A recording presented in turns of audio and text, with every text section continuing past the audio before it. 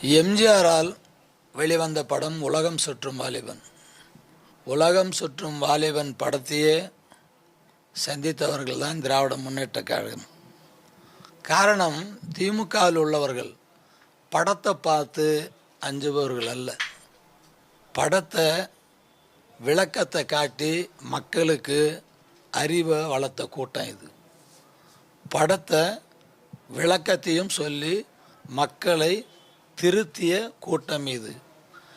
அதனால்தான் கலைஞர் எழுதிய ஒவ்வொரு படமும், அது சிவாஜி கணேசன் நடித்த பராசக்தி ஆனாலும், மனோகர் ஆனாலும், எம்ஜிஆர் நடித்த மருதநாட்டு இளவரசி ஆனாலும், மதுரை வீரனானாலும், பல்வேறு படங்கள், என் கடமை ஆனாலும், இப்பேற்பட்ட படங்களெல்லாம் கலைஞரால் அதில் கதை வசனத்தை புகுத்தி பாடல்களுக்கும் தனி இடத்தை கொடுத்து, எங்கள் தங்கம் படம் உள்பட கலைஞர் அதில் எவ்வளவு கவனம் செலுத்தி அந்த படத்தை வெளியே கொண்டு வந்தார் என்று உங்களுக்கெல்லாம் தெரியும்.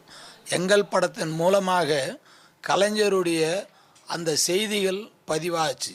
அதனுடைய பலன் எம்ஜிஆருக்கும் ஜெயலலிதாவுக்கும் போய் சேர்ந்தது. அதை பற்றி கவலைப்படாதவர் கலைஞர்.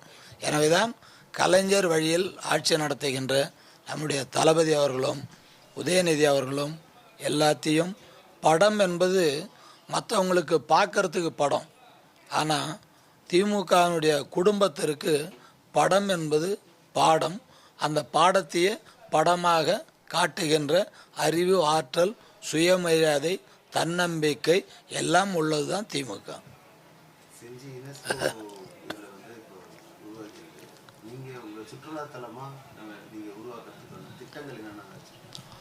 செஞ்சிக்கோட்டையை சுற்றுலா தலமாக அறிவிக்க வேண்டும் என்று சுமார் ஒரு 50 ஆண்டு காலமாக எனக்கு முன்னால் இருந்த சட்டமன்ற உறுப்பினர்கள், நாடாளுமன்ற உறுப்பினர்கள், அதிலும் குறிப்பாக செஞ்சியார் அழைக்கப்பட்ட செஞ்சி ராமச்சந்திரன் சட்டமன்ற உறுப்பினராக இருக்கும்போது அது குரல் கொடுத்தார். நாடாளுமன்ற உறுப்பினராக இருக்கும் குரல் கொடுத்தார். நாடாளுமன்றத்திலே அமைச்சராக, இணை அமைச்சராக இருக்கும்போதும் குரல் கொடுத்தார். ஆனால் ஒன்றிய அரசாங்கம் செவி சாய்க்கவில்லை. யார் எடுத்த முயற்சியும் ஈடுபடவில்லை.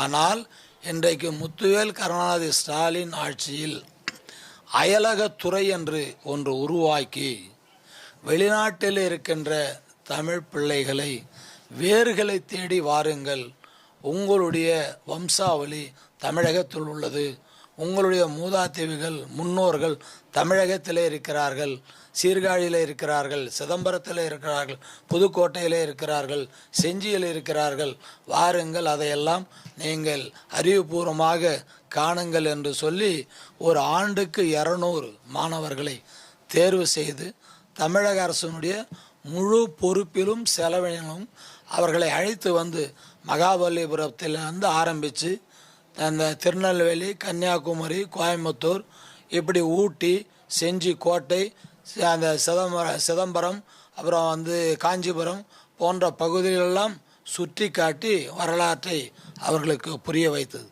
அப்பொழுதுதான் அந்த மாணவர்கள், ஒவ்வொரு முறையும் வருகிற அந்த 200 மாணவர்கள் மேற்கொண்டு ஒரு பதிவு செய்தார்கள்.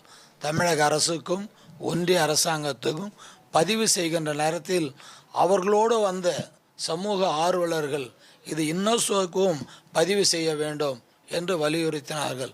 அந்த பதிவை இங்கே சுற்றி பார்த்துவிட்டு டெல்லிக்கு சென்று அந்த துறை நிர்வாகத்தினிடத்தில் அவர்கள் பதிவு செய்து சென்ற காரணத்தினால் அந்த பதிவை நீக்க முடியாமல் இருக்கிற சூழ்நிலை ஏற்பட்டது ஒன்றிய அரசாங்கத்துக்கு. அந்த பதிவு செய்ததை 30 நாட்களுக்குள் எங்களுடைய பதிவுக்கு பதில் வேண்டும் என்று அந்த தமிழ் நல்லுள்ளம் படைத்த அந்த மாணவர்கள் மிக தெளிவான முறையில் ஒன்றிய அரசாங்கத்துக்கு தொடர் தபால்களை எழுதிய காரணத்தினால் அந்த யுனெஸ்கோ பார்வையிட்டு அந்த பட்டியலில் செஞ்சிக்கோட்டையை சேர்த்து உள்ளார்கள். நான் தொடர்ந்து பேரூராட்சி தலைவராக 5 முறை இருந்த காரணத்தினால், இப்பொழுது 6வது முறையும் திமுக பேரூராட்சி தலைவர் இருக்கிற காரணத்தினால் அங்கே தேவையான அடிப்படை வசதிகள்லாம் பேரூராட்சி மூலமாக நாங்கள் செய்து கொடுத்து இருக்கிறோம்.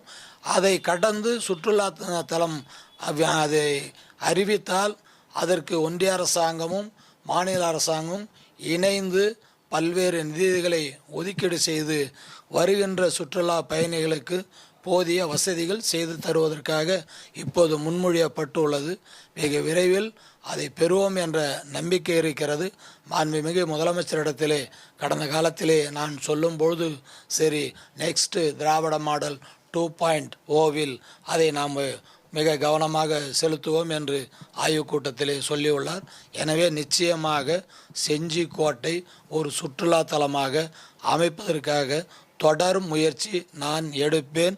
அதில் நிச்சயமாக வெற்றி அடைவேன் என்று எனக்கு தன்னம்பிக்கை உள்ளது.